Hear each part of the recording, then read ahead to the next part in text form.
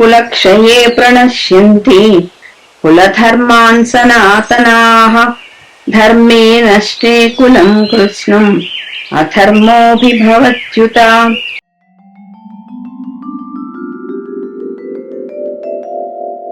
అధర్మాభిభవాత్ కృష్ణ ప్రదుష్యంతి కులస్త్రియః స్త్రీషు దుష్టాసు వార్ష్ణేయ జాయతే వర్ణసంకరః.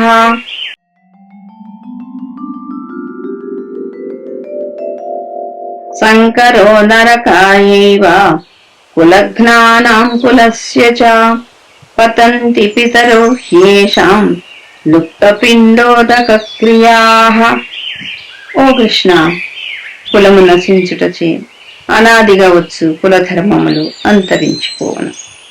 ధర్మము నశించుటచే కులమంతటను అధర్మము వ్యాపించును. అధర్మము వృద్ధి నందుటచే కుల స్త్రీలు చాలా చెడిపోవగలరు. స్త్రీలు చెడిపోవటచే వర్ణ సంకరము ఏర్పడను.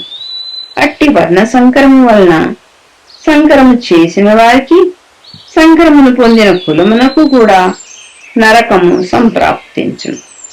వారి పితృదేవతలు శ్రాద్ధములు తర్పణములు లేనివారే అధోగతిని పొందుతారు.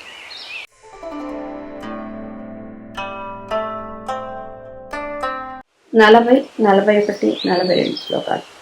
వంశ నాశనం జరిగినప్పుడు ఆ వంశాచారములన్నీ అంతరించిపోవు మరియు మిగిలిన కుటుంబ సభ్యులు అధర్మపరులగురు.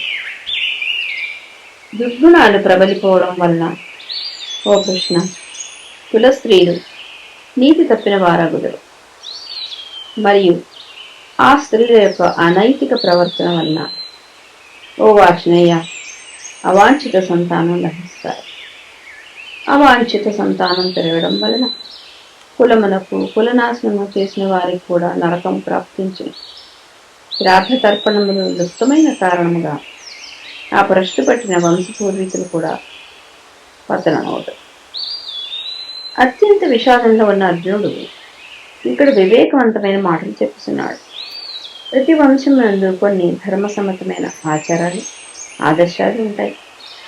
పెద్దలు అట్టి ఆచారాలు తదుపరి వారసులకు తమ జీవిత కాలంలో వారసత్వ సంపదగా ఇచ్చిపోతారు. అట్టి పెద్దలను వధిస్తే ఒక తరంతో సదాచారాలు అంతరించిపోతాయి. ధర్మ వినాశంతో కులమంతయు అధర్మం వ్యాపిస్తుంది. వారిలో అధర్మ చింతన పెరిగి ఆధ్యాత్మిక చింతన నాశనం అవుతుంది. హిందూ ధర్మంలో స్త్రీకి ఉన్నత స్థానం ఇవ్వబడింది. కులంలో అధర్మం పెచ్చడంతో స్త్రీలు అధర్మ మార్గాన్ని ఎంచుకుంటారు.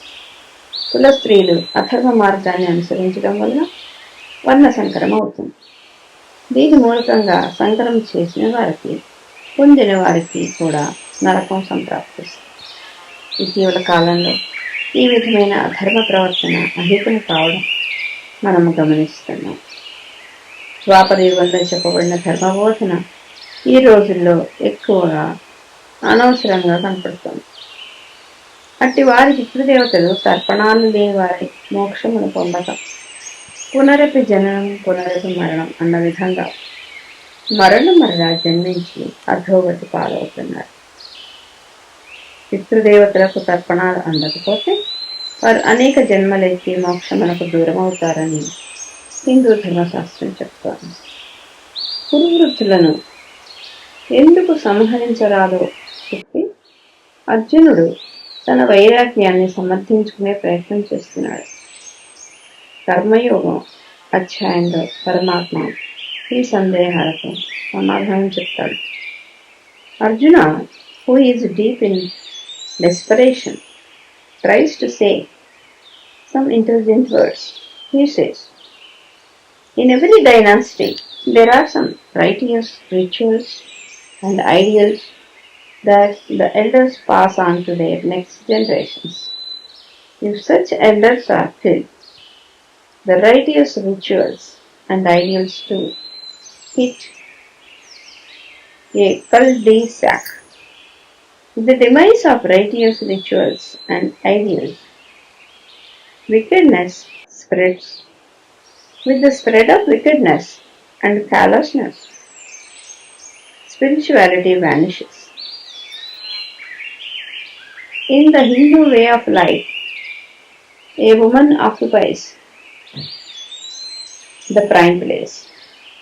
When wickedness spreads in the dynasty, family, women leave piety and resort to unbecoming acts. This gives rise to hybrid posterity, and those who resort to profanity and those born out of profanity reach hell. During the recent days, we are seeing such an illegitimate behavior among the populace. This suggests that Gita has a universal appeal, transcending yugas.